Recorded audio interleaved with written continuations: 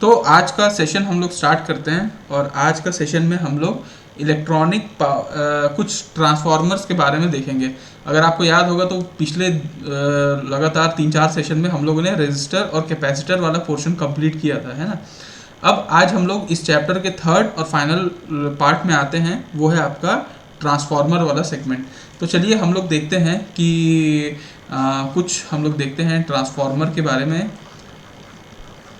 अच्छा, ट्रांसफार्मर कैसे काम करता है, किस प्रिंसिपल पे, कोई बता सकता है क्या?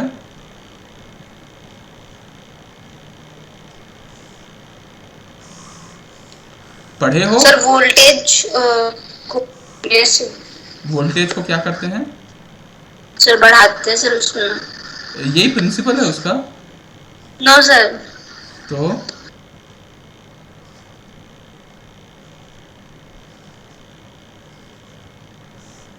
प्रिंसिपल किसी को नहीं मालूम? इतने सारे लोग हो आप लोग।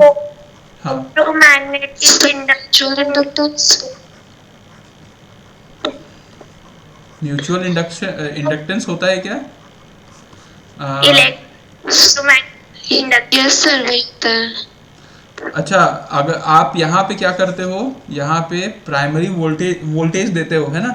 लेट सपोज V1 आपने वोल्टेज दिया, उसके बाद क्या होता है, यहाँ से जो करंट फ्लो होता रहता है, ऑब्वियसली करंट फ्लो होगा तो मैग्नेटिक फील्ड क्रिएट होगा, है ना। यहाँ पे वो होता है म्यूचुअल, जब इंडक्शन होता है तो क्या होता है कि ये यहाँ से फ्लक्स यहाँ ट्रैवल करते हैं और इस पे फिर वो इफेक्ट करते हैं, एंड देन यहाँ पे हम लोग सेकेंडरी वोल्टेज का अनुभव करते हैं विदाउट एनी इलेक्ट्रॉन ट्रांसफर। मतलब कोई भी इलेक्ट्रॉन इधर से उधर नहीं गया, लेकिन हमारा वोल्टेज यहाँ से यहाँ पहुँच गया। यही है क्या कॉन्सेप्ट इसका? ऐसा ही कॉन्सेप्ट है क्या? अरे हाँ ना, कुछ तो बोलो सब लोग, यस सर। है ना। ये जो मटेरियल होता है ये कोर कहलाता है। बीच में एयर गैप होता है, अगर आप लोगों को याद होगा, है ना। और क्या याद है इसके बारे में? यहाँ पे जितने टर्न्स हैं, ठीक है, यहाँ पे जितने टर्न्स हैं, लेट सपोज ये जो आपने ये वायर को ऐसे गोल गोल गोल गोल घुमाए हैं, तो इसको बोलते हैं टर्न, है ना। तो जितने टर्न हैं, लेट सपोज यहाँ पे N1 टर्न है और यहाँ पे N2 टर्न है। अगर N1 और N2 बराबर हो जाए तो ऑब्वियसली V1 और V2 भी बराबर हो जाएगा, दोनों सेम वोल्टेज। मतलब यहाँ पे जो फ्लक्स होंगे वो यहाँ पे सेम फ्लक्स जाएंगे और सेम वोल्टेज डेवलप होंगे। मतलब सेम वोल्टेज यहाँ पे भी, सेम वोल्टेज यहाँ पे भी, कोई दिक्कत नहीं। अगर आप ये N1 और N2 को कम ज़्यादा करते हो, मतलब अगर N1 बड़ा है N2 से, है ना, तो क्या होगा बेसिकली, आप यहाँ पे ज़्यादा वोल्टेज और यहाँ पे कम हो जाएगा, तो इसको बोलते हैं स्टेप डाउन ट्रांसफार्मर। याद है क्या? यहाँ पे मतलब अगर यहाँ पे 50 वोल्ट है तो यहाँ पे 20 वोल्ट आएगा, मतलब कम वोल्ट आएगा यहाँ पे। और अगर N1 अगर छोटा है N2 से, मतलब यहाँ पे ज़्यादा टर्न है, तो ऑब्वियसली यहाँ पे जब म्यूचुअल इंडक्शन होगा तो यहाँ पे ज़्यादा फ्लक्स आएंगे और ज़्यादा बेसिकली क्या बोलते हैं वोल्टेज डेवलप होगा। तो यहाँ पे आप बोल सकते हैं कि यहाँ अगर V1 कम वोल्टेज है तो यहाँ पे ज़्यादा वोल्टेज आ जाएगा, जिसको हम लोग बोलेंगे स्टेप अप ट्रांसफार्मर। ऐसा होता है क्या? Yes sir. Okay, yes sir. Okay, fine, yes sir. Fine. तो इतना कॉन्सेप्ट आप लोगों को हल्का फुल्का क्लियर है ट्रांसफार्मर का। अभी ये ट्रांसफार्मर तो कॉन्सेप्ट तो ऐसा ही होता है, ट्रांसफार्मर का कॉन्सेप्ट ऐसा ही होता है, लेकिन साइज कम ज़्यादा हो सकता है। तो अभी तक आप लोगों ने जो BEEE में पढ़ा है वो बहुत बड़े बड़े ट्रांसफार्मर पढ़े हैं, ठीक है, जो पावर सिस्टम में इस्तेमाल होता है, ठीक है। पावर सिस्टम के ट्रांसफार्मर बहुत बड़े बड़े होते हैं और इलेक्ट्रॉनिक सर्किट में जो ट्रांसफार्मर होता है वो छोटे छोटे होते हैं। जो आप यहाँ पे स्क्रीन पे देख पा रहे हैं, ये छोटे छोटे ट्रांसफार्मर्स इलेक्ट्रॉनिक सर्किट में फिट होते हैं। तो बीइंग अ इलेक्ट्रॉनिक्स इंजीनियर हम लोग पावर सिस्टम वाला नहीं पढ़ेंगे, हम पढ़ चुके हैं, वो तो वैसे भी पहले पढ़ चुके हैं। हम लोग इलेक्ट्रॉनिक पावर ट्रांसफार्मर और इलेक्ट्रॉनिक ऑडियो ट्रांसफार्मर के बारे में स्टडी करेंगे और यही आपका सिलेबस है। तो सबसे पहले तो मैं आपको दोनों के बीच में अगर आपको कोई डिफरेंस पूछता है कि अच्छा जो पावर सिस्टम में इस्तेमाल होता है, ठीक है, पावर सिस्टम में जो ट्रांसफार्मर इस्तेमाल होता है और जो आपके इलेक्ट्रॉनिक सर्किट में इस्तेमाल होता है उसमें क्या अंतर है। अगर आपसे कोई क्वेश्चन पूछता है ट्रांसफार्मर का तो आप क्या बोलेंगे।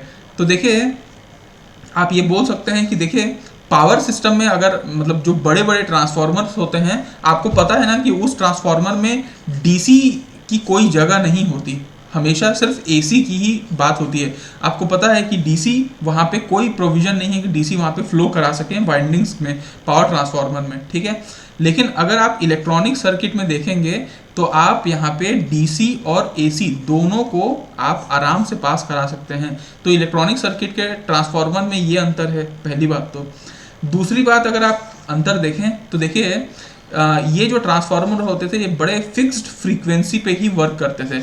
इनकी जो फ्रीक्वेंसी है मतलब जो एसी इसमें जाएगा उसकी फ्रीक्वेंसी बहुत फिक्स होती है, मतलब लिटिल डेविएशन ही बस उसमें अलाउड रहता है।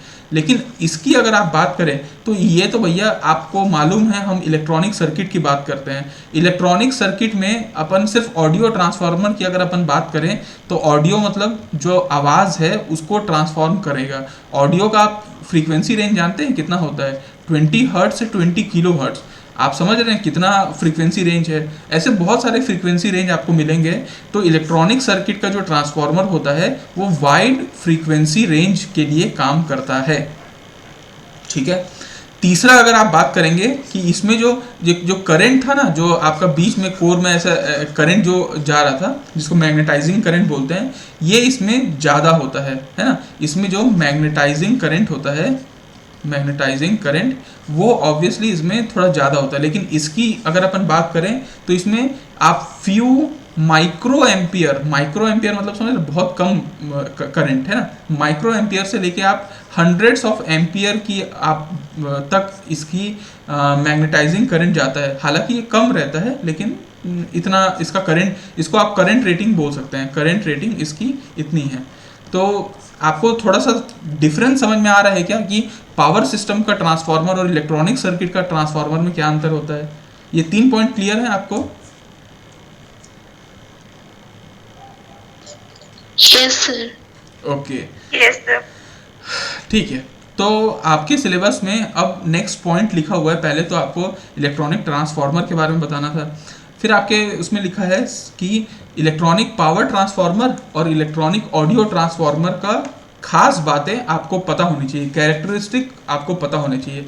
और उसके बाद आपको लिखा हुआ है उसके सिलेबस में कि अगर आपको दोनों की खास बातें पता है तो जब इनको डिज़ाइन करेंगे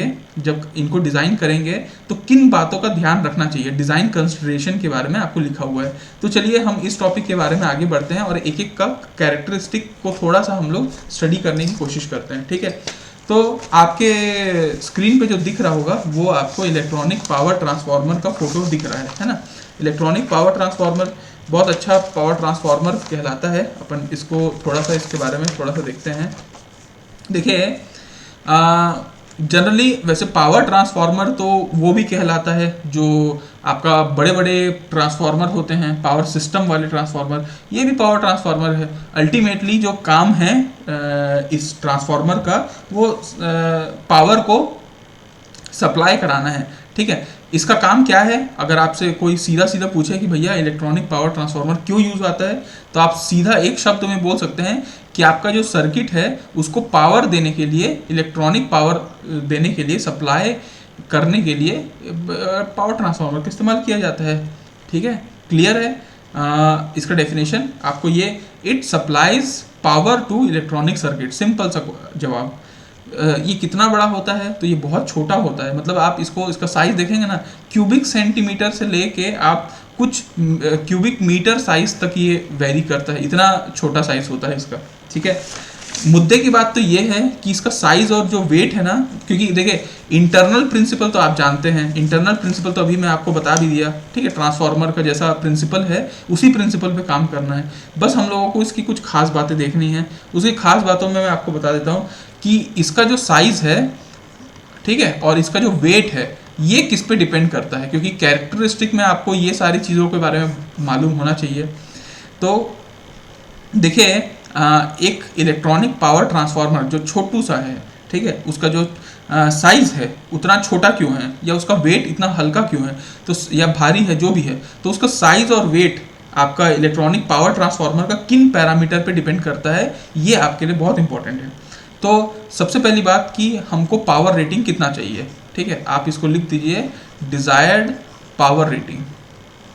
भाई जितना पावर रेटिंग का चाहिए उतना ही तो अपन ट्रांसफार्मर बनाएंगे, उतना बड़ा या छोटा, है ना। अगर कम पावर रेटिंग है तो और छोटा बना देंगे। तो डिजायर्ड पावर रेटिंग के हिसाब से साइज और वेट डिसाइड होता है। हो सकता है कि आपका जो टेम्परेचर है वो भी इफेक्ट करे। तो मैक्सिमम अगर आप बोलें एम्बियंट टेम्परेचर, इस पे भी आपका साइज डिपेंड करता है, ठीक है। अगर टेम्परेचर बहुत ज़्यादा है तो फिर उस हिसाब से साइज को बड़ा रखते हैं ताकि जल्दी जल्दी आपका ये निकल पाए हीट। तो मैक्सिमम एम्बिएंट टेम्परेचर पे भी डिपेंड करता है। तीसरी बात कि कूलिंग मेथड कैसा है ट्रांसफार्मर के अंदर में। कूलिंग मेथड अगर उतना अच्छा नहीं है, उसको जल्दी ठंडा नहीं कर पा रहा है, तो फिर साइज को और बड़ा रखना पड़ेगा, है ना। तो कूलिंग मेथड के ऊपर भी डिपेंड करता है। आप देखते हैं ना ट्रांसफार्मर दिन भर चलता रहता है तो वो गर्म होता रहता है ट्रांसफार्मर, आप कभी छुएंगे तो गरम गरम लगेगा। तो उस हिसाब से कूलिंग मेथड कैसा है उस हिसाब से साइज और वेट डिपेंड करता है, ठीक है। कई बार आपको शेप के हिसाब से भी, अभी मैं आपको और बताऊंगा टोरॉइडल ट्रांसफार्मर वगैरह, तो आपको देखेंगे कि हर शेप के हिसाब से भी साइज और वेट डिपेंड करता है, ठीक है। चूंकि आपको ये पढ़ना है इसका कैरेक्टरिस्टिक, इसलिए आपको ये सारी चीज़ें बता रहा हूँ मैं कि किस किस पैरामीटर पे ये डिपेंड कर रहा है, ठीक है। उसके बाद आप अंदर में जो डाई इलेक्ट्रिक यूज़ कर रहे हैं वो डाई इलेक्ट्रिक कॉन्स्टेंट कितना है उसका, उस पर भी डिपेंड करता है, ठीक है।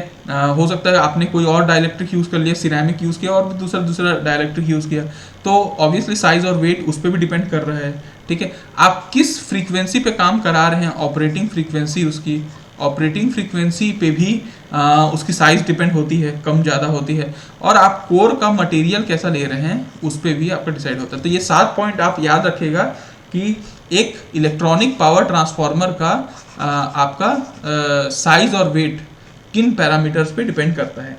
Is it clear to everyone?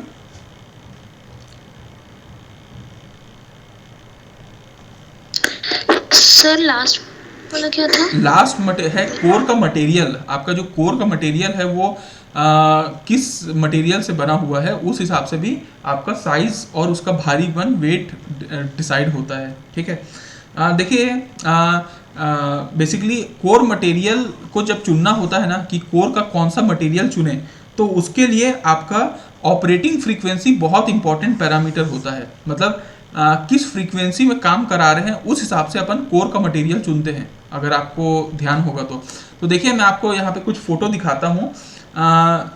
अगर हम लोग लो फ्रीक्वेंसी का एसी सिग्नल अपन भेज रहे हैं, है ना, लो फ्रीक्वेंसी का, देखिए फ्रीक्वेंसी कैसे होते हैं, फ्रीक्वेंसी का अगर रेंज मानो तो लो फ्रीक्वेंसी हो सकता है, फ्रीक्वेंसी मतलब कम फ्रीक्वेंसी, मिड फ्रीक्वेंसी हो सकता है, थोड़ा सा मध्यम फ्रीक्वेंसी, और हाई फ्रीक्वेंसी भी हो सकता है कि बहुत ज़्यादा तेज गति से मतलब आ रहा है, बहुत फास्ट है आपका एसी, है ना।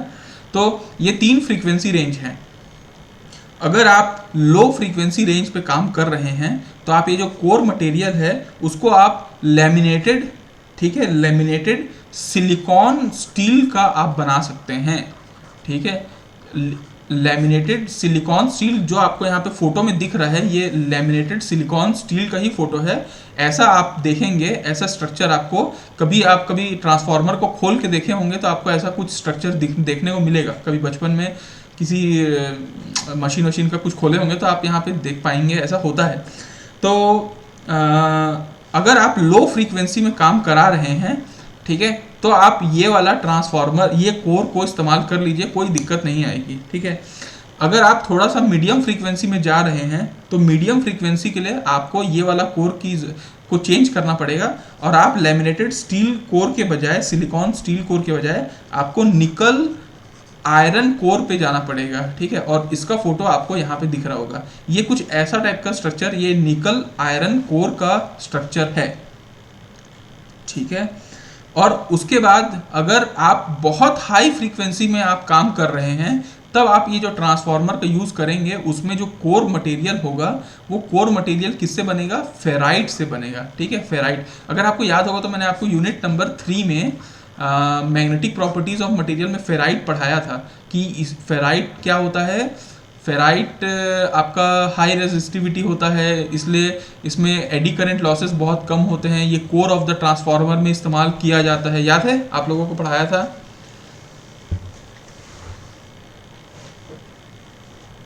हेलो,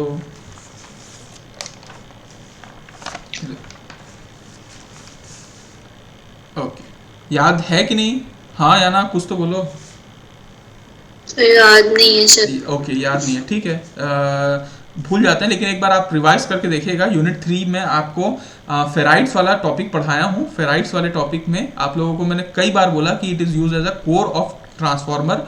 वो क्यों है? क्योंकि हाई फ्रीक्वेंसी में ये इस्तेमाल होता है, और हाई फ्रीक्वेंसी में मैंने आपको वो भी बताया था कि ये इसका जो प्लेन ऑफ पोलराइजेशन होता है वो थोड़ा चेंज होता है, इस वजह से फेराइट्स का इस्तेमाल किया जाता है माइक्रोवेव फ्रीक्वेंसी में भी। इतने हाई फ्रीक्वेंसी में अगर अपन ट्रांसफार्मर का इस्तेमाल कर रहे हैं तो आप जो कोर का इस्तेमाल करेंगे वो ये है, फेराइट्स होता है। तो सिंपल सा कॉन्सेप्ट है, ज़्यादा कुछ खास नहीं है। मैं आपको characteristic of electronic power transformer में सिर्फ इतना बताना था। पहली बात तो आप इसका वर्किंग आप जानते होंगे कि कैसा इसका वर्किंग प्रिंसिपल है। ट्रांसफार्मर का प्रिंसिपल बिल्कुल वैसा ही है जैसा है, बस ये जो कोर का मटेरियल है वो चेंज हो रहा है। कोर के मटेरियल में मैंने आपको बताया कि कोर का मटेरियल ऑपरेटिंग फ्रीक्वेंसी के ऊपर डिपेंडेंट होता है। ऑपरेटिंग फ्रीक्वेंसी आप लो रखते हैं तो ये यूज़ कर लीजिए, थोड़ा मिड रखते हैं तो ये यूज़ कर लीजिए, एकदम हाई रखते हैं तो ये यूज़ कर लीजिए। ऐसा है आपका कोर का मटेरियल के बेसिस पे। उसके बाद फिर मैंने आपको भी बताया कि इसका जो साइज और वेट है ये किस पे डिपेंड करता है। तो बेसिकली इतना है जो आपको इलेक्ट्रॉनिक पावर ट्रांसफार्मर के बारे में आपको जानना है, ठीक है। यहाँ तक क्लियर है? तो फिर मैं आगे बढ़ूँ। Yes sir. ओके, ठीक है। इसकी जो रेटिंग होती है बेसिकली इसकी अगर रेटिंग की बात करें, टोटल ट्रांसफार्मर की रेटिंग, तो वोल्ट एम्पियर में इसकी रेटिंग आती है, ठीक है। और इसके बाद अगर अपन बात करें, देखिए ट्रांसफार्मर है तो ट्रांसफार्मर में लॉसेस तो होंगे ही। आप लोगों ने BEE सब्जेक्ट में भी पढ़ा होगा कि बहुत प्रकार के लॉसेस होते हैं इसमें ट्रांसफार्मर में। तो लॉसेस भी होते हैं, और इसमें हीट डिसिपेटिंग या कूलिंग फैन की भी ज़रूरत पड़ती है ताकि इसको ठंडा कर सकें अपन, ठीक है।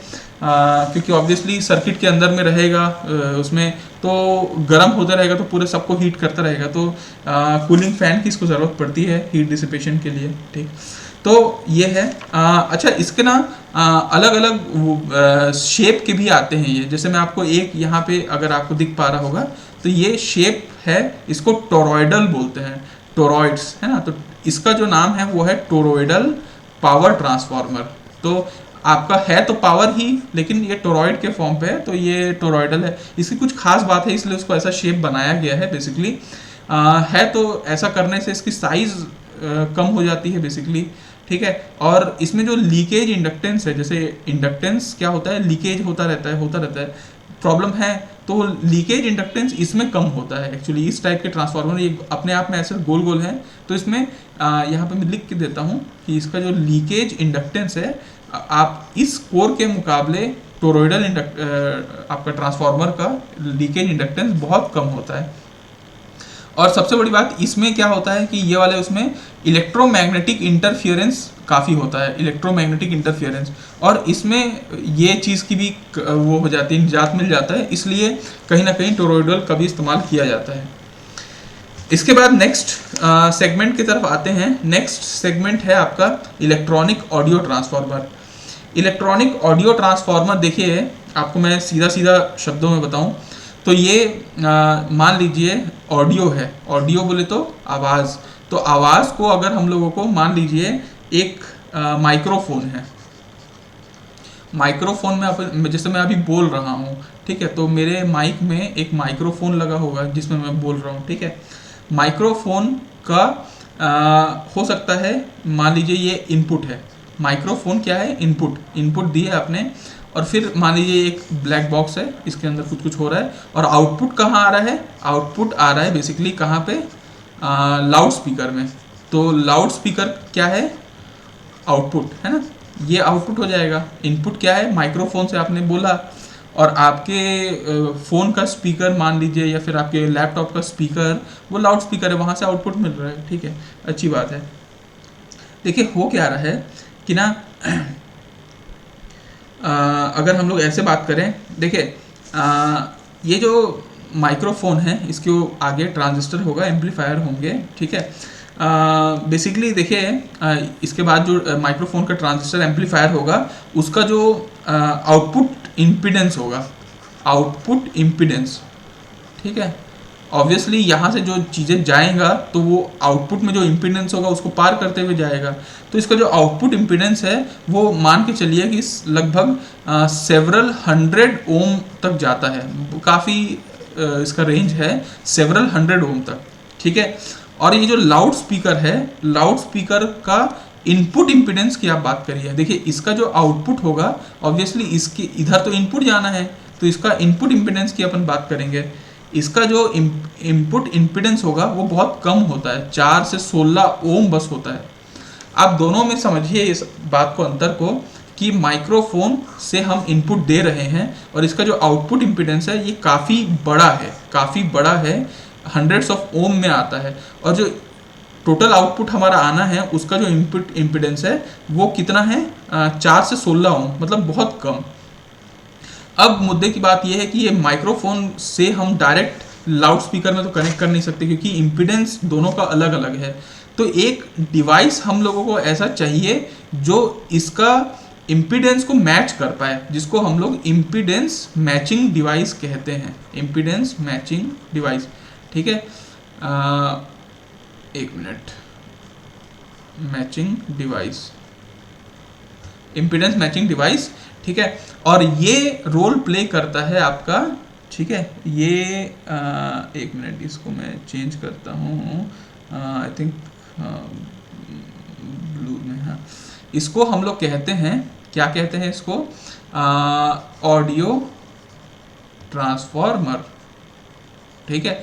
तो अब कभी भी आपसे कभी कोई पूछे सवाल में कि बेटा ये बताओ कि इलेक्ट्रॉनिक ऑडियो ट्रांसफॉर्मर क्या करता है, तो आपको सीधा सीधा एक आंसर होना चाहिए कि ऑडियो ट्रांसफॉर्मर इम्पीडेंस मैचिंग करता है, इसका मेन काम इम्पीडेंस मैचिंग का है। फिर आपसे कोई पूछेगा कि बताओ बेटा इम्पीडेंस मैचिंग क्या होता है, फिर आप बोलिएगा कि इम्पीडेंस मैचिंग सर, उसका एक एग्जांपल आप बता दीजिएगा कि देखिए इसका जो आउटपुट इम्पीडेंस है, अब ये ऑडियो ट्रांसफॉर्मर कैसा होगा, आप सोचिए इसका जो आउटपुट इम्पीडेंस है इसमें काफ़ी सेवरल हंड्रेड ओम्स है, तो इसका ऑडियो ट्रांसफॉर्मर का जो इनपुट होगा उसका इम्पीडेंस कितना होगा, वो भी इसी के बराबर होगा, तब तो ये दोनों समांतर आएंगे। और फिर ये जब जाएगा तो इसका जो आउटपुट इम्पीडेंस होगा वो इससे मैच करता होगा, तो ये इन दोनों फिर मैच करते हुए आगे निकलेंगे। तो ये ऑडियो ट्रांसफॉर्मर क्या कर रहा है, इम्पीडेंस को मैचिंग कराने का काम कर रहा है बिटवीन डिफरेंट इम्पीडेंस। तो ये इम्पीडेंस मैचिंग का कॉन्सेप्ट है, ये क्लियर है क्या आप लोगों को?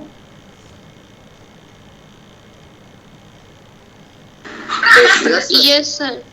ये काफ़ी इंपॉर्टेंट कॉन्सेप्ट है इम्पीडेंस मैचिंग। इम्पीडेंस मैचिंग हम पूरे इलेक्ट्रॉनिक्स में पढ़ते रहते हैं, क्यों होता है, क्या होता है, वो ये मैं आपको बता रहा हूँ। और कौन सा डिवाइस करता है, वो इलेक्ट्रॉनिक ऑडियो ट्रांसफॉर्मर करता है। तो चलिए अब मैं आपको थोड़ा सा इसके बारे में समझा सकता हूँ। देखिए सबसे पहले तो आपको ये पूछा जाता है कि ये कहाँ यूज़ होता है, तो फिर आपको मैं सिंपल बताता हूँ कि ये कपलिंग के लिए इस्तेमाल होता है। ये अब कपलिंग तो समझ रहे होंगे, एक मल्टी स्टेज एम्पलीफायर है, मल्टी स्टेज एम्पलीफायर, अब एक का इम्पीडेंस अलग, एक का इम्पीडेंस अलग, तो ऑब्वियसली एक को दूसरे से कपल करने के लिए इसका इस्तेमाल किया जाता है, तो इसको हम बोलते हैं कपलिंग डिवाइस, ठीक है। उसके बाद हम लोग नेक्स्ट सेगमेंट तरफ आते हैं, इसी को मैं बोलता हूँ इम्पीडेंस मैचिंग, ठीक है। आप इसको इम्पीडेंस मैचिंग भी कह सकते हैं, इम्पीडेंस मैचिंग, ठीक है, या कपलिंग, ठीक है, ठीक है। अगर आप बात करें तो देखिए ये इलेक्ट्रिकल आइसोलेशन के लिए भी इस्तेमाल होता है। इलेक्ट्रिकल आइसोलेशन, इलेक्ट्रिकल आइसोलेशन का मतलब देखिए कभी कभी ऐसा होता है कि आपने क्या किया, एक इलेक्ट्रॉनिक ऑडियो ट्रांसफॉर्मर लगा दिया, ठीक है। वो क्या करेगा, यहाँ पे मान लीजिए वोल्टेज है V1, लेट सपोज यहाँ पे वोल्टेज है V2 और दोनों वोल्टेज बराबर हैं, दोनों का सेम नंबर ऑफ टर्न्स है, दोनों बराबर हैं। तो भाई यहाँ से जब दोनों वोल्टेज बराबर था तो हमने डायरेक्ट क्यों नहीं भेज दिया, ये क्यों लगाया?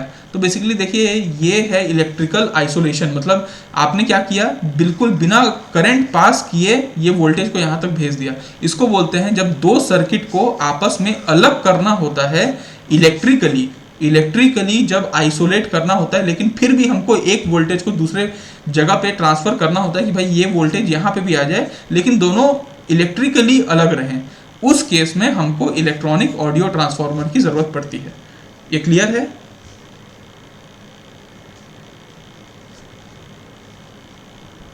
Hello, yes sir. ओके, अगर ये क्लियर है तो फिर आगे बढ़ते हैं अपन।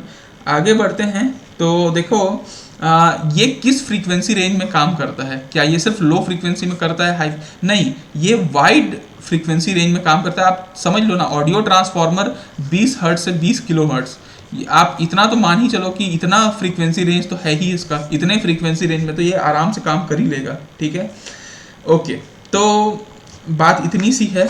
इसके बाद आपको मैं कुछ और चीज़ें बताता हूँ, जैसे कि देखिए और क्या बताऊँ, रुक जाओ एक सेकेंड। ठीक है, आपको मैं इसका इक्विवेलेंट सर्किट बताने की कोशिश करता हूँ। ठीक है, इसका अब आपको नेक्स्ट सेगमेंट की तरफ लेके आता हूँ मैं। नेक्स्ट सेगमेंट क्या कहता है? अच्छा, नेक्स्ट सेगमेंट में आपको सबसे पहले मैं इसका डिज़ाइन कंसिडरेशन के बारे में बताना चाहता हूँ कि आपका सिलेबस में लिखा है कि अगर इलेक्ट्रॉनिक ऑडियो ट्रांसफार्मर को डिज़ाइन करना है तो किन पैरामीटर पे ध्यान देना चाहिए। तो डिज़ाइन कंसिडरेशन में सबसे पहला पैरामीटर कि आपका कोर का साइज़ क्या है। इसमें भी जैसे हमने पावर ट्रांसफार्मर में देखा था कि कोर का साइज़ और वेट के लिए कौन कौन पैरामीटर डिपेंडेंट जिम्मेदार थे, वैसे ही इसके भी साइज़ ऑफ कोर को अपन को सोचना पड़ेगा ना भाई। अपन खुद डिज़ाइन करने वाले हैं इलेक्ट्रॉनिक ऑडियो ट्रांसफार्मर, तो हम तो सोचेंगे ना कि उसका कोर कितना बड़ा होगा, साइज ऑफ कोर। तो पहले तो अपन को पता होना चाहिए कि कोर किसके पे डिपेंडेंट है, उस पैरामीटर को देखते हुए अपन को साइज ऑफ कोर को सोचना पड़ेगा। ठीक है, तो साइज ऑफ कोर जो होता है वो डिपेंड करता है कि आपका कोर का टाइप कैसा है, आप कौन से कोर का इस्तेमाल करने वाले हो, और वाइंडिंग का जो कॉन्फ़िगरेशन है वो कैसा होने वाला है, आप वाइंडिंग जो है वो कैसा करने वाले हो, उसके बेसिस पे आपका साइज ऑफ कोर डिपेंडेंट होता है। मैं आपको एक टर्म बताता हूँ इसमें, इसको बोलते हैं विंडो स्पेस फैक्टर। ये भी काफ़ी इंपॉर्टेंट है, जब कभी भी कोई ट्रांसफार्मर का कोर की बात आएगी, है ना, कभी भी याद रखेगा, किसी भी इलेक्ट्रॉनिक ट्रांसफार्मर के कोर की बात आएगी तो आपको ये शब्द हमेशा याद रहेगा, window space factor. Window space factor का मतलब होता है बेसिकली ये ना एक रेशियो होता है। रेशियो किस चीज़ का रेशियो? ये होता है तो आपका कॉपर का एरिया कितना है। देखिए आपको पता होगा कि कोर का जो कोर है इसमें आप ये सब करते हैं तो ये बेसिकली एक कॉपर का एरिया आ जाता है, कॉपर, है ना। तो इसको आप बोलते हैं कि कॉपर का एरिया बाय टोटल, आपका ये जो टोटल विंडो का एरिया है, ये जो पूरा जो विंडो है, ये विंडो का एरिया, टोटल विंडो एरिया, इसको बोलते हैं विंडो स्पेस फैक्टर। ये शब्द को बस याद रखिएगा क्योंकि ये टेक्निकल टर्म है। विंडो स्पेस फैक्टर क्या है? बेसिकली एक रेशियो है copper area by total window area. Total window मतलब ये पूरा सेगमेंट को विंडो बोलते हैं, उसमें कितना कॉपर आपका लिया हुआ है उसको अपन विंडो स्पेस फैक्टर बोलते हैं। सिंपल सा बात। तो मुद्दा ये है कि साइज ऑफ कोर, क्योंकि आपका अच्छा ये क्वेश्चन ना डायरेक्टली आपका 8 नंबर में भी 7 नंबर में पूछा जा सकता है। Explain the design consideration of electronic audio transformer. ठीक है, तो आप इसको थोड़ा सा ध्यान से देखिए कि आप क्या क्या लिख सकते हैं। तो मैं आपको सबसे पहला पॉइंट क्या बता रहा हूँ कि size of the core, core का साइज जो है वो आप किस टाइप का कोर यूज़ करने वाले हैं, क्या वाइंडिंग कॉन्फ़िगरेशन है वो होने वाला है, वो आपको डिपेंड करता है। तीसरा आपको ये डिपेंड करता है कि आपका जो एरिया है, जो विंडो स्पेस फैक्टर की मैं बात कर रहा था, विंडो स्पेस फैक्टर कितना होगा, ठीक है, और जो रिक्वायर्ड एरिया है वो कितना होगा। जैसे इसका एक फॉर्मूला होता है साइज ऑफ कोर निकालने का, तो आपको मैं एरिया का फॉर्मूला बता देता हूँ। A is equal to under root of WP/0.87। ठीक है, ये एक फॉर्मूला है बेसिकली अगर आप WP बोलेंगे तो ये तो प्राइमरी जो वॉट है उसके बेसिस पे है, तो उसके बेसिस पे कोर का एरिया ऐसे डिसाइड हो जाता है, ठीक है। तो बेसिकली यही है, इतना सा आपको समझना है कोर के साइज़ के बारे में। दूसरा, आपको जब कभी भी डिज़ाइन करेंगे इलेक्ट्रॉनिक ऑडियो ट्रांसफार्मर, तो आपके दिमाग में ये भी होगा कि कितना टर्न करूँ मैं, ठीक है, पर वोल्ट, मतलब 1 वोल्ट को इधर ले जाने के लिए मैंने कितना टर्न करना है, वो आपका टर्न पर वोल्ट होगा। इसका भी एक फार्मूला है, बेसिकली इसके ये फार्मूला के बेसिस पे आप ये वैल्यू कैलकुलेट कर लेते हैं कि कितना टर्न रखना चाहिए। इसका फार्मूला होता है 10,000 डिवाइडेड बाय 4.44 बी, ठीक है, maximum flux density into frequency into area, जो आपका नेट क्रॉस सेक्शनल एरिया होता है वो ये है। तो बेसिकली इस फॉर्मूला के बेसिस पे आपका डिसाइड हो जाता है कि कितने टर्न आपको रखने हैं पर वोल्ट, ठीक है, ओके, ठीक है। तो अगर आप समझिए कि लोअर द फ्लक्स डेंसिटी, मतलब जितना फ्लक्स डेंसिटी कम होगा, ठीक है, उतना आपको टर्न ज़्यादा रखना पड़ेगा, टर्न आपको ज़्यादा रखना पड़ेगा। ऑब्वियसली भाई मैग्नेटिक फ्लक्स ही अगर कम फ्लो करेगा तो फिर तो आपको ऑब्वियसली और ज़्यादा से ज़्यादा टर्न आपको रखना पड़ेगा ना। तो ये है आपका टर्न पर वोल्ट। इतना क्लियर है क्या सभी को? तब आगे बढ़ता हूँ मैं। Yes okay, yes sir. Okay, yes ठीक है। तो अपन तीसरी बात करते हैं। तीसरी बात है, आपने कोर के साइज को देख लिया, आपने ये भी देख लिया कि कितने टर्न पर वोल्ट मैंने रखना है। अब तीसरा, आपको वायर के साइज के ऊपर भी डिपेंड करता है कि वायर का साइज कितना होगा, ठीक है। अब देखिए, ये जो वायर है, बेसिकली जो वायर आप डाल रहे हैं, ये वायर का साइज कितना होना चाहिए, ये भी एक डिज़ाइन कंसिडरेशन है। तो भाई जितना करंट आप इससे पास कराना चाह रहे हैं, भाई अगर आप इसमें पतला सा वायर डाल दिए और हैवी करंट पास करा दिए तो ऑब्वियसली जल जाएगा। तो कितना करंट आप इसमें से कैरी करवा रहे हैं उसके बेसिस पे आपको वायर साइज डिपेंड करता है ना, जितना आपका है। तो करंट डेंसिटी के बेसिस पे आपका ये डिफरेंट वो करता है। और अगर बाई चांस अगर पतला वायर है और करंट आप ज़्यादा करवा रहे हैं तो फिर आप कूलिंग फैसिलिटी अच्छा करवा लीजिए। भाई गर्म होगा तो जल्दी ठंडा हो जाएगा, तो कोई दिक्कत वाली बात ही नहीं होगी। तो वायर साइज आपका करंट के डेंसिटी के ऊपर डिपेंडेंट रहेगा।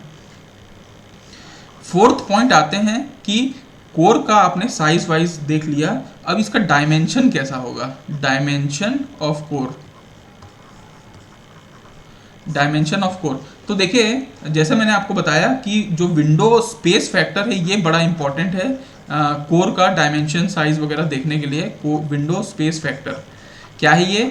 ये रेशियो है ऑफ आपका copper area by total window area, ठीक है। तो इसका एक फॉर्मूला होता है, इस फॉर्मूला से डायमेंशन डिसाइड किया जाता है। इसका फॉर्मूला होता है 0.08 log 10 वोल्ट एम्पियर और यहाँ पे प्लस के डैश, ठीक है। के डैश बेसिकली डिपेंड करता है नंबर ऑफ वाइंडिंग जितना आपके कोर पे है, ठीक है। तो बेसिकली ऐसा कुछ फार्मूला होता है। ये सब क्या है, फार्मूला बना दिया गया है और इसी के बेसिस पे वैल्यूज पुट अप कर करके ये इलेक्ट्रॉनिक ऑडियो ट्रांसफार्मर जो मैन्युफैक्चरिंग कंपनी होती है वो ये सब बनाती है। तो ठीक है, इतना आपको अगर याद रहेगा तो आपको सब चीज़ें क्लियर हैं। जनरली स्क्वायर क्रॉस सेक्शन का लिया जाता है, ऐसा क्रॉस जैसा आप देख पा रहे हैं ऐसा कोर को प्रीफर किया जाता है, ठीक है। और बाकी तो ठीक है। तो ठीक है, आपका नेक्स्ट टॉपिक ये है। जैसा आप लोगों को अभी हम लोग इलेक्ट्रॉनिक ऑडियो ट्रांसफार्मर में ही चल रहे हैं। इलेक्ट्रॉनिक पावर ट्रांसफार्मर तो आप समझ गए कैसे कैसा है, उसका कोर वगैरह सब आपको थोड़ा थोड़ा समझ में आ गया होगा। इलेक्ट्रॉनिक ऑडियो ट्रांसफार्मर भी आपको प्रिंसिपल समझ में आ गया होगा, उसका डिज़ाइन कंसिडरेशन अगर समझ में आया होगा। तो अब मैं आपको इसका इक्विवेलेंट सर्किट की तरफ लेके चलता हूँ, ठीक है। पहले अपन इक्विवेलेंट सर्किट की तरफ चलेंगे और फिर हम लोग लो फ्रीक्वेंसी और हाई फ्रीक्वेंसी की तरफ देखेंगे। तो चलिए, पहली बात तो आपको, जैसा मैंने आपको बताया था कि ये ऑडियो ट्रांसफार्मर कपलिंग की तरह के लिए इस्तेमाल होता है, इम्पीडेंस मैचिंग की तरह इस्तेमाल होता है, ये आप लोगों को समझ में आ गया था, है ना। तो अल्टीमेटली अगर हम लोग एक ट्रांसफार्मर लें, ठीक है, इसका अगर हम लोग, भाई ये प्राइमरी आपका है, ये सेकेंडरी कॉइल है, तो प्राइमरी जो आपका इम्पीडेंस होगा, इस वाइंडिंग में जो इम्पीडेंस होगा वो किससे मैच करना चाहिए? ऑब्वियसली जिस डिवाइस से हमारा ऑडियो आ रहा होगा उस डिवाइस के आउटपुट इम्पीडेंस के साथ इसका प्राइमरी इम्पीडेंस मैच करना चाहिए, है ना। और इसका जो सेकेंडरी वाइंडिंग होगा, सेकेंडरी वाइंडिंग का इम्पीडेंस वो आपका जो डिवाइस में बेसिकली ये कनेक्ट होगा, है ना, उसके इनपुट इम्पीडेंस के साथ ये मैच होना चाहिए। इसीलिए इसको इम्पीडेंस मैचिंग बोलते हैं, इसी को तो मैचिंग बोलते हैं, ठीक है। तो ठीक है, अगर आपको ये समझ में आया है तो आपको ये भी बता देता हूँ कि बेसिकली अगर आपको याद होगा तो एक ट्रांसफार्मर को जो आपका ऐसा होता है और आप यहाँ पे प्राइमरी वाइंडिंग लगाते हो, यहाँ पे सेकेंडरी वाइंडिंग लगाते हो, ठीक है, तो आपको ये पता होगा कि यहाँ पे प्राइमरी वोल्टेज आता है V1 और यहाँ पे नंबर ऑफ टर्न जितने होते हैं वो N1 कहलाता है, यहाँ पे N2 और total voltage secondary voltage V2 कहलाता है। अगर आपको पता होगा कि यहाँ से जो करंट बह रहा है उसको अपन I1 बोलते हैं और यहाँ से जो करंट बह रहा है उसको क्या बोलते हैं? I2, है ना। अच्छा, तो बेसिकली देखिए, अगर आपको पता होगा कि टोटल जो पावर होता है वो तो सेम रहता है, पावर जो यहाँ पे है वो पावर यहाँ पे भी रहेगा, है ना, सेम पावर ही रहता है। तो इस कॉन्सेप्ट को देखते हुए V1 जो I1 है वो V2 I2 होता है। ये कॉन्सेप्ट तो आपको शायद ट्रांसफार्मर में भी पढ़े होंगे मेरे ख्याल से, है ना। और आपको ये भी पता है कि V1 बाय V2 अगर आप करें तो N1 बाय N2 भी रहता है, मतलब टोटल आपका जो नंबर ऑफ टर्न है वो आपका इस रेशियो में चलते हैं। अच्छा, अगर ऐसा है और आपको ये पता है क्या कि V1 by V2 is equal to N1 by N2 is equal to I2 by I1 होता है, जस्ट अपोजिट होता है। आप इस रिलेशन से आप निकाल सकते हो, है ना, V1 by V2 is equal to I2 by I1 होगा। तो ये एक मेन रिलेशन है जिससे पूरा ट्रांसफार्मर का मेन चीज़ें चलती हैं। तो इस रिलेशन पे अपन आगे बढ़ते हैं और अपन देखते हैं कि देखिए, अगर आपका V1 by V2 is equal to N1 by N2 is equal to I2 by I1 होगा तो आपका अगर आप देखिए इनपुट रेजिस्टेंस अगर अपन को निकालना है RI, है ना, या R1 आप बोल दीजिए, वो क्या होगा? V1 bye I1। जो इनपुट रेजिस्टेंस, इनपुट इम्पीडेंस की अगर अपन बात करें तो टोटल जो इनपुट वोल्टेज होगा, जो इनपुट करंट होगा, उसका रेशियो आप इनपुट रेजिस्टेंस से निकाल सकते हैं, इनपुट इम्पीडेंस। तो V1 बाय I1 अगर आपको करना है तो आप क्या कर सकते हैं? V1 is equal to N1 by N2, N1 by N2 into V2 आप लिख सकते हैं। भाई V1 को तो आप लिख सकते हैं N1 by N2 into V2, और आप नीचे में I1 भी था, है ना, तो I1 को आप कर सकते हैं। I1 को आप करेंगे तो फिर आपका आ जाएगा N1 बाय N2 का स्क्वायर डिवाइडेड बाय I2, तो आप यहाँ पे लिख सकते हैं। तो अल्टीमेटली अगर अपन R1 को बात करें, इनपुट रेजिस्टेंस को, तो होता है N1 बाय N2 का square into V2 bye I2 को अपन R2 भी लिख सकते हैं। तो ये फॉर्मूला आपको समझ में आया क्या?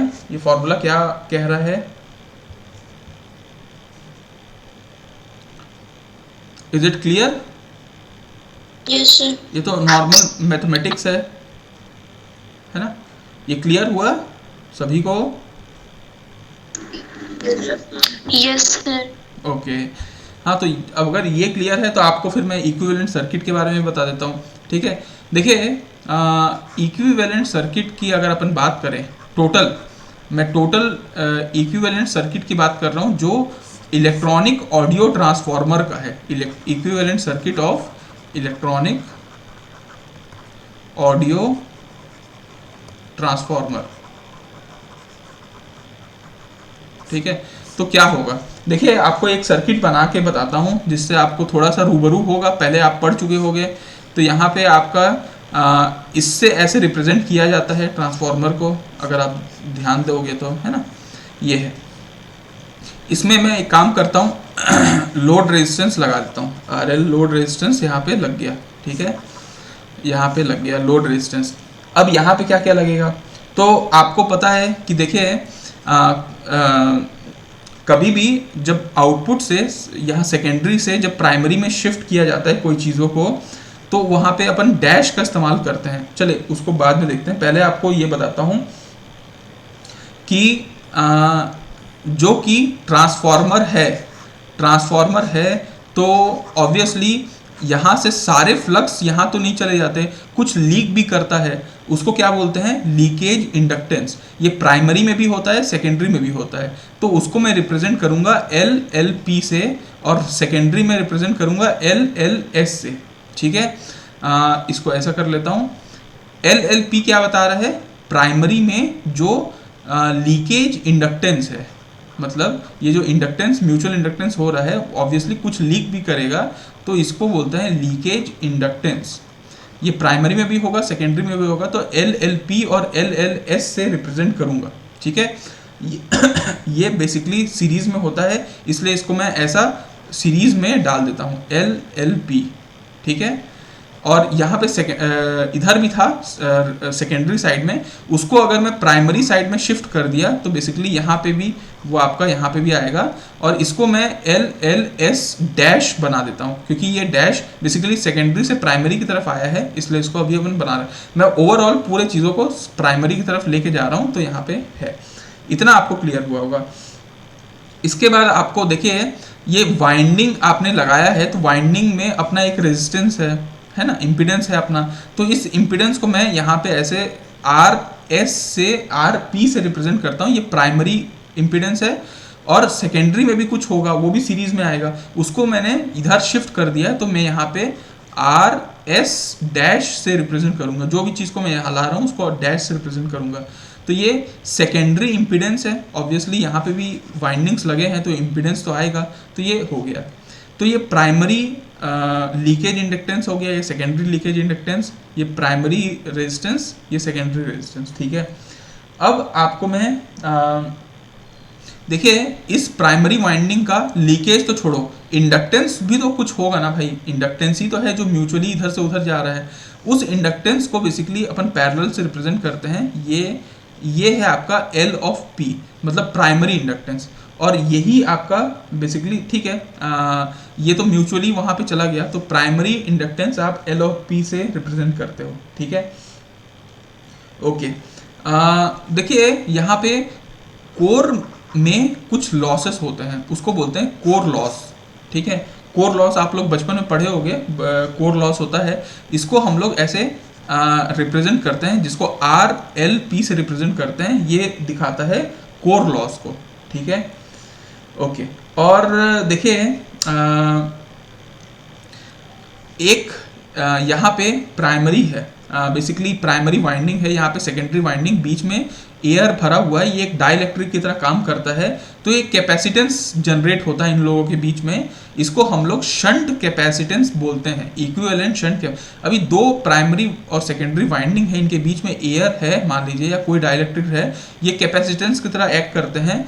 इसको हम लोग इक्विवेलेंट शंट कैपेसिटेंस के रूप में जानते हैं। इसको भी हम लोग शो करने के लिए ऐसे यहाँ पे एक कैपेसिटेंस लगा देते हैं, और बेसिकली इसको हम लोग सी पी से रिप्रेजेंट करते हैं। ये प्राइमरी और सेकेंडरी दोनों का होता है। तो ओवरऑल आपका इक्विवेलेंट सर्किट कुछ ऐसा बना है। ये है आपका इक्विवेलेंट सर्किट, जिसमें आप एल, अगर आप देखें, देखिए मैं आपको थोड़ा सा इसमें लिख देता हूँ। यहाँ पे एल आपका देखिए कहाँ गया, एल ऑफ कहीं पे अपन एल ये लिख लेते हैं, चलो, एल एल एस डैश। ये एल एल एस डैश क्या है, ये एल एल डैश क्या है, देखिए यहाँ पे जो एल एल एस होगा, क्योंकि आपने यहाँ पे शिफ्ट किया है, तो कोई भी चीज़ यहाँ पे शिफ्ट होता है, तो देखिए n1/n2 का स्क्वायर आपको मल्टीप्लाई करना होता है, ये मल्टीप्लिकेशन फैक्टर है, एंड देन आपका एल एल एस होगा। ये क्या है एल एल एस, आपको मैंने पहले ही बता दिया है कि एल एल एस और पी क्या है, ये लीकेज इंडक्टेंस है ना। वैसे ही आपने आर एस डैश किया है, आर एस को आर एस डैश किया है, तो यहाँ पे भी n1/n2 का स्क्वायर करेंगे इंटू आर एस। तो ओवरऑल यहाँ पे जो आर एस आएगा, वो यहाँ पे अगर आपको प्राइमरी में शिफ्ट करके करना है तो आप यहाँ पे ये कर लो। तो ओवरऑल ये है आपका इक्विवेलेंट सर्किट। इसमें किसी को परेशानी तो बताओ, ये क्लियर है ये वाला पॉइंट पोर्शन? अगर ये क्लियर है तो 5 मिनट का बस टॉपिक बचा है, फिर खत्म हो जाएगा। ये क्लियर है? Yes sir. देखो सब लोग स्क्रीन पे देख के एक बार बताओ, ये क्लियर सबको? Yes sir. तो हम लोग इस टॉपिक में बात क्या कर रहे हैं, हम बात कर रहे हैं equivalent circuit of electronic audio transformer. एक इलेक्ट्रॉनिक ऑडियो ट्रांसफार्मर कैसा दिखता होगा, उसका इक्विवेलेंट सर्किट हमने ऐसा बना दिया है। इसमें क्या क्या कंपोनेंट है, इसमें primary leakage inductance, secondary leakage inductance, primary impedance, secondary impedance, यहाँ पे आपका जो आपका इंडक्टेंस जनरेट हुआ है इंडक्टेंस वो आपका RLP, ठीक है। RLP क्या है, ये कोर लॉसेस हैं। CP क्या है, ये शंट कैपेसिटेंस है जो दोनों प्राइमरी सेकेंडरी वाइंडिंग के बीच में आता है, ठीक है। और बाकी तो सब है ही, यहाँ पे लोड रेजिस्टेंस हो गया। ये बस इक्विवेलेंट सर्किट है, इतना छोटा सा इक्विवेलेंट सर्किट। अब आपके सिलेबस में लिखा हुआ है कि इलेक्ट्रॉनिक ऑडियो ट्रांसफार्मर का, जो कि आप जानते हो कि इसको आप लो फ्रीक्वेंसी में भी काम कराते हो, हाई फ्रीक्वेंसी में भी काम कराते हो, तो क्या इसका इक्विवेलेंट सर्किट में कुछ चेंजेस आता है? तो मैं बोलूँगा कि हाँ, चेंजेस तो आता है।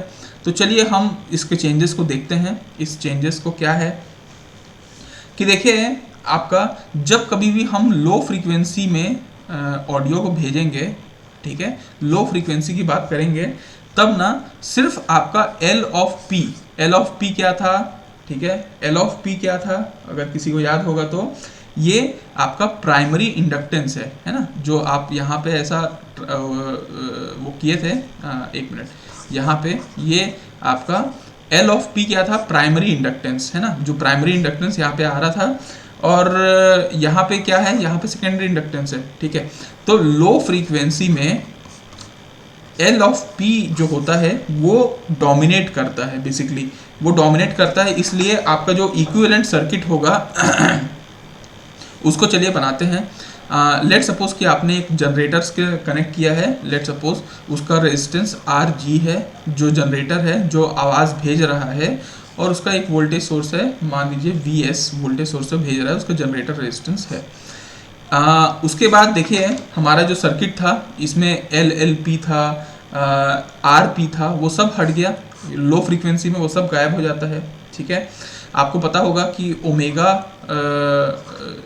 जो XL होता है 2πfL होता है ना, तो लो फ्रीक्वेंसी में ऑब्वियसली ये चीज़ें शॉर्ट हो जाती हैं इंडक्टेंस। तो यहाँ पे ये जो आपका अभी पुराना वाला अगर आपको सर्किट याद होगा, तो यहाँ पे LLP था, तो वो शॉर्ट हो गया, RP इम्पीडेंस भी नहीं रहा उसमें, ठीक है, लो फ्रीक्वेंसी पे। तो लो फ्रीक्वेंसी बिल्कुल DC की तरह काम करेगा। DC में तो आप समझ सकते हैं कि ओके, तो चलो आगे बढ़ते हैं। और अब हम लोगों को बस हाई फ्रीक्वेंसी इक्विवेलेंट सर्किट देखना है। अगर हम लोग फ्रीक्वेंसी बढ़ाते हैं और हाई फ्रीक्वेंसी हो जाता है, तब क्या करें, मतलब उसका इक्विवेलेंट सर्किट कैसा होगा। तो देखिए मैं आपको उसका इक्विवेलेंट सर्किट बताता हूँ। जैसे आप लोगों का ऑब्वियसली जनरेटर का अपना रेजिस्टेंस है तो RG है, और अपना वोल्टेज सोर्स है तो VS है, ठीक है। इसके आगे की कहानी तो हम लोग चेंज कर रहे थे। लो फ्रीक्वेंसी में सिर्फ और सिर्फ LP डोमिनेट कर रहा था, तो LP को बस रखे, बाकी सबको हटा दिया गया था।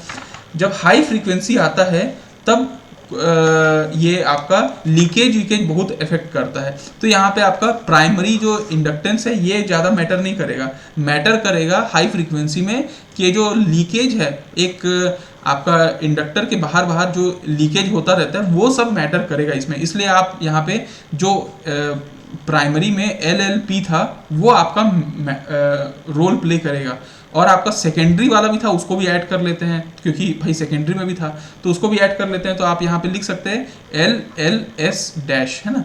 वैसे ही आपका देखिए RP था प्राइमरी इंपीडेंस, तो प्राइमरी इंपीडेंस भी मैटर कर रहा है, तो आपको यहाँ पे सॉरी यहाँ पे आप ऐसा लिख देते हैं R ऑफ P, और R ऑफ S भी मैटर करेगा, तो RS डैश भी आप यहाँ पे डाल सकते हैं, और फिर यहाँ पे आप इसको ट्रांसफार्मर को बाकी वो कर सकते हैं। बाकी सब चीज़ों को साइड रखिए। वो जो मैं आपको इक्विवेलेंट सर्किट बनाया था वो मीडियम फ्रीक्वेंसी का था, उसमें सब कुछ इन्वॉल्व था, लेकिन लो और हाई के लिए थोड़ा सा चेंज हो रहा है।